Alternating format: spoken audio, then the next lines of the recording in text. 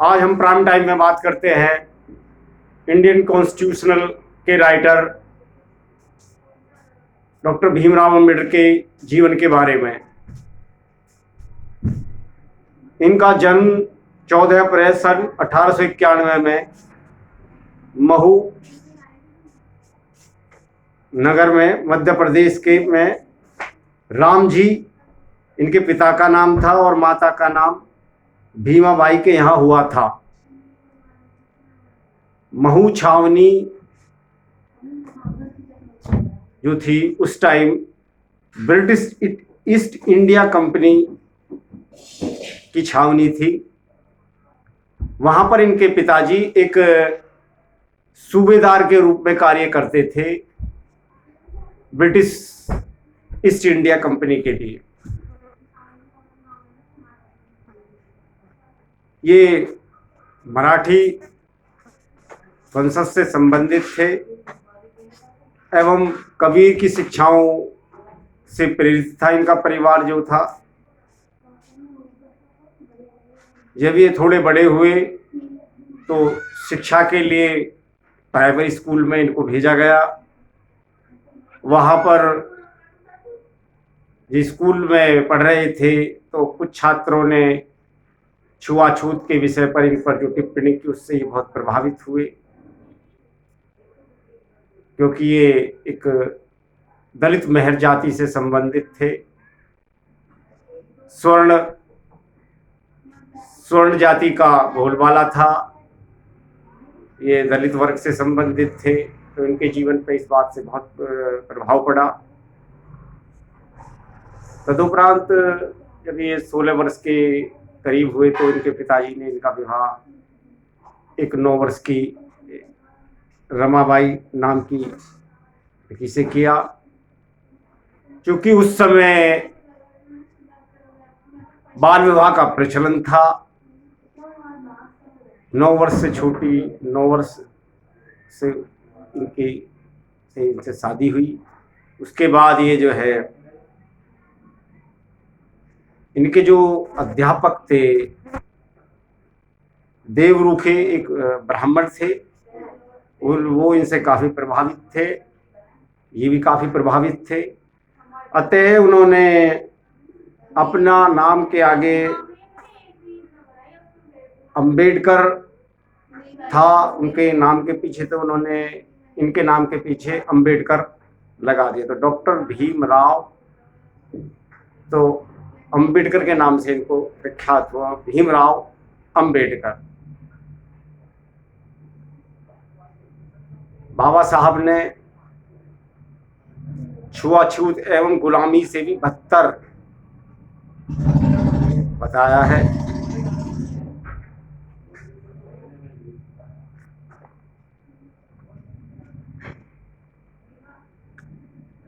अठारह में ये हाई स्कूल की परीक्षा बम्बई गवर्नमेंट कॉलेज से इन्होंने प्राप्त की एजुकेशन। 1912 में बॉम्बे विश्वविद्यालय से अर्थशास्त्र और राजनीति शास्त्र विज्ञान से इन्होंने बीए किया। उसके बाद 1913 में 22 वर्ष की आयु में ये अमेरिका चले गए। कोलंबिया विश्वविद्यालय से अर्थशास्त्र से एमए किया। प्रमुख विषय इतिहास, समाजशास्त्र, दर्शन शास्त्र और मानव विज्ञान ये इनके विषय थे। उसके बाद में एजुकेशन इन्होंने अपनी जारी रखी। डॉक्टरेट की पढ़ाई के लिए जो है लंदन ऑफ इकोनॉमिक्स कॉलेज में पहुंचे 1916 में। वहाँ पर इन्होंने evolution of provincial finance in British अर्थशास्त्र से डॉक्टरेट की उपाधि ली, पीएचडी। उसके बाद फिर शिक्षा जारी रखी। फिर ये बैरिस्टर की पढ़ाई इन्होंने अपनी पूरी की।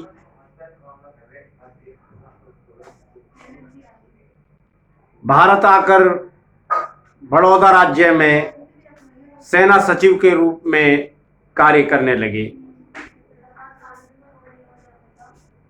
एक घड़े में पानी के ऊपर भेदभाव हुआ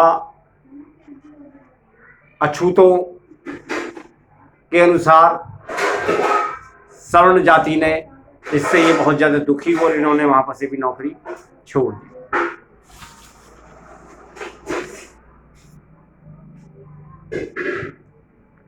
आज़ादी के बाद ये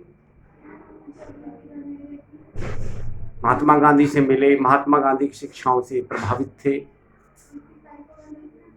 शुरू में ये कांग्रेस के विरोधी थे, उसके बाद ये जो कि सवर्ण जाति के लोग अछूतों पर जो अत्याचार कर रहे थे, उसके लिए ये महात्मा गांधी से मिले और अपने अलग राज्य की मांग लेकर पहुंचे। महात्मा गांधी ने कहा, अछूतों को हिंदू धर्म का हिस्सा मानता हूं मैं, मुझे कुछ समय दीजिए, मैं इस पर गहन विचार करूंगा।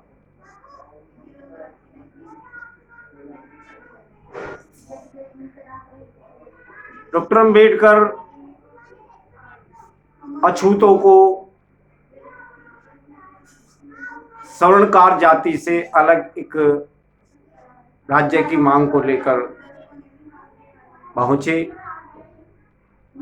और अपनी बात उन्होंने रखी, लेकिन उसके बाद वल्लभ भाई पटेल, मौलाना आज़ाद, पंडित जवाहरलाल नेहरू ने इनको समझाया और समझाने के बाद इन्हें कानून मंत्री बनाया और इन पर एक जिम्मेवारी डाली गई कि आप इस देश का भारत संविधान लिखिए, क्योंकि आज़ादी के बाद में कोई कानून नहीं था। तो ब्रिटिश एम्पायर इनसे बहुत प्रभावित थी।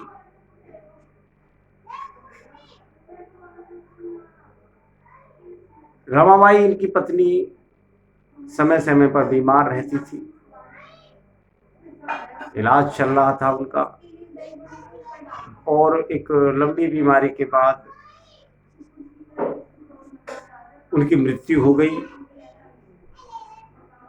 ये काफी उस की मृत्यु से दुखी हुए और लगभग 10 वर्ष के बाद में इन्होंने दूसरा विवाह किया, उसका वर्णन है। जब ये कानून मंत्री थे, ये इंडियन कॉन्स्टिट्यूशनल लिख रहे थे, तभी इनको एक समाचार प्राप्त हुआ कि महात्मा गांधी को गोली मार दी है। इससे काफ़ी दुखी हुई, लेकिन अपना कार्य इन्होंने जारी रखा, कॉन्स्टिट्यूशनल लिखते रहे।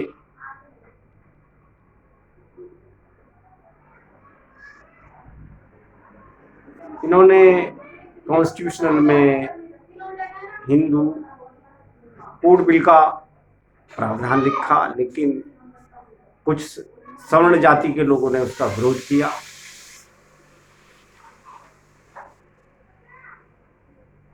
(1920) में ये कोल्हापुर के साहू जी के महाराज के यहाँ कार्य किया, लेकिन जो वहाँ पर जो अधिकारी थे वो सवर्ण जाति से, तो उन्होंने इनके साथ में जो व्यवहार किया उससे ये दुखी होकर वहाँ से भी उन्होंने त्याग पत्र दे दिया, क्योंकि ये एक स्वाभिमानी व्यक्ति थे बाबा साहेब।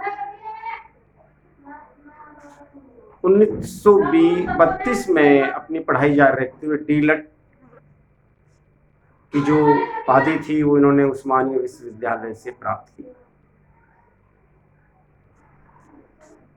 1918 में ये Mumbai Sydenham college of commerce and economics में राजनीति शास्त्र के प्रोफेसर नियुक्त हुए। हालांकि जो छात्र थे वो इनसे प्रभावित थे, इनके एजुकेशन से, लेकिन अन्य प्रोफेसरों के साथ पानी के बर्तन साझा करने पर विरोध हुआ, उनके साथ भेदभाव किया, ये वहां से भी त्याग पत्र देकर अपना चले आए। उन्होंने अपने जीवन में दलितों के उत्थान के लिए 5 पत्रिकाओं का निर्माण किया। मूक नायक, बहिष्कृत भारत, समता, प्रभुत्व भारत और जनता। इसमें इन्होंने समय समय पर जो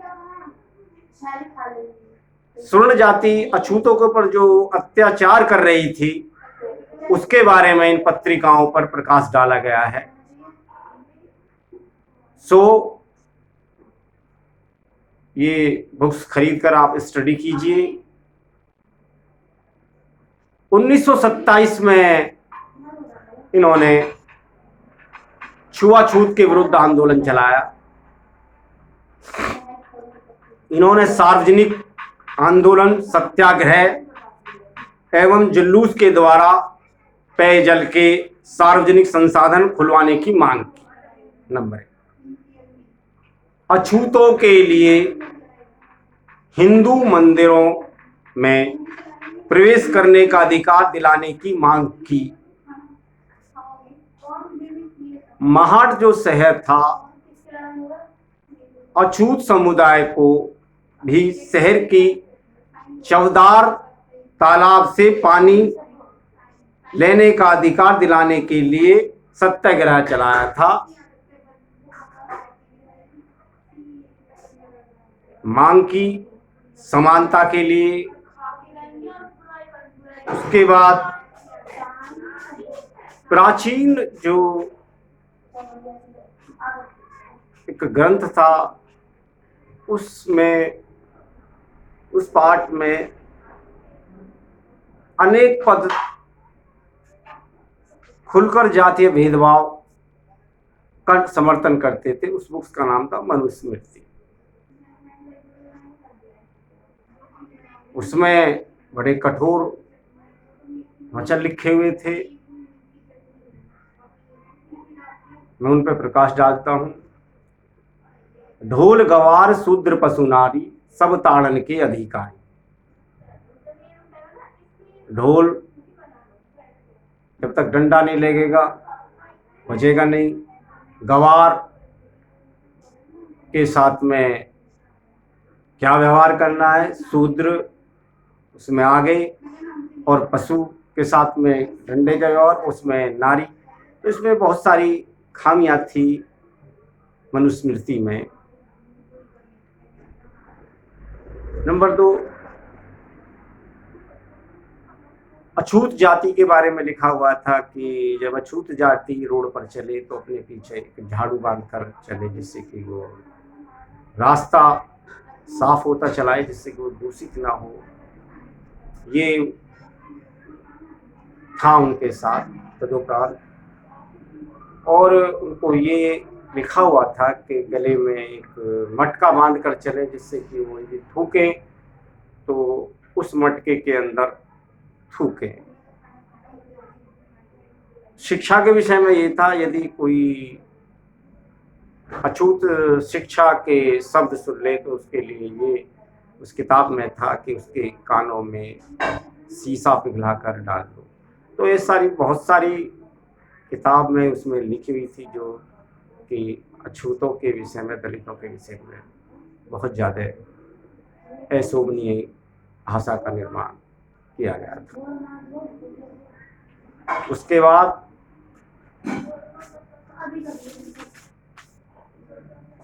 बाबा साहब ने 25 दिसंबर 1927 को हजारों अनुयायियों के साथ मिलकर मनुस्मृति की हजारों प्रतिलिपियों को आग के हवाले किया, जिसको 25 दिसंबर 1927 को 1900 दिसंबर 1956 में उन्होंने दलितों को लिए कहा कि दास्ता से आप आज़ाद रहें। छोड़ने के लिए कहा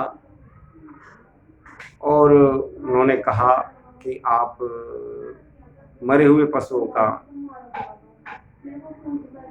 मांस का सेवन नहीं करें, स्वच्छ रहे, शिक्षित बनो, संगठित रहो और संघर्ष करो।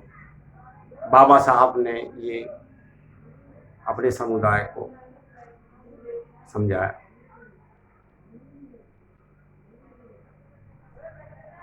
बाबा साहब ने अपने जीवन में बहुत सारे कार्य किए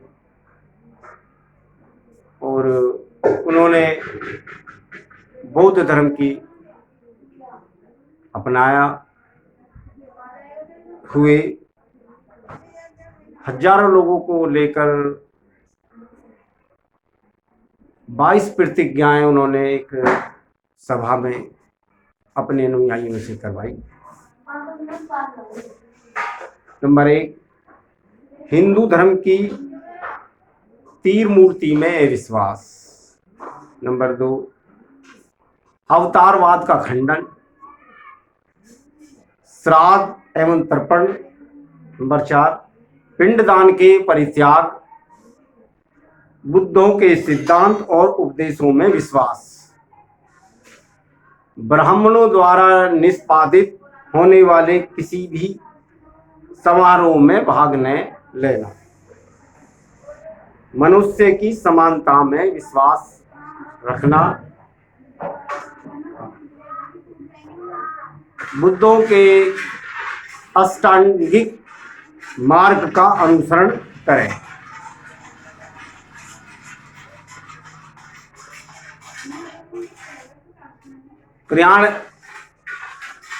प्राणियों के प्रति दयालुता रखें, चोरी न करना, झूठ न बोलना, शराब का सेवन न करना, असमानता पर आधारित हिंदू धर्म का त्याग करने और बौद्ध धर्म का अपनाने से संबंधित था। धम्म बुद्धम शरणम गच्छामि, अर्थात लोग बुद्ध की शरण में जा रहे हैं।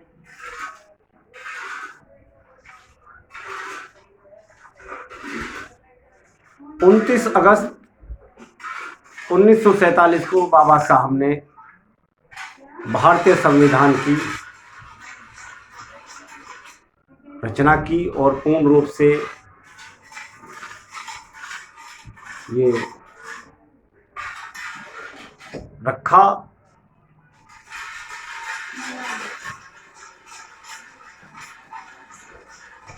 ये अपने जीवन में महात्मा गांधी की शिक्षाओं से प्रभावित तो थे ही थे, लेकिन जो कि दलितों पर जो सवर्ण जाति के अत्याचार के उसके कठोर से कठोर विरोधी थे। 1956 में ये डायबिटीज शुगर से पीड़ित थे, अतः इनकी शुगर के तहत मृत्यु हुई। समाज ने इन्हें बड़े इज्जत के साथ बुद्धिस्ट रीति रिवाज से इनका अंतिम संस्कार किया गया।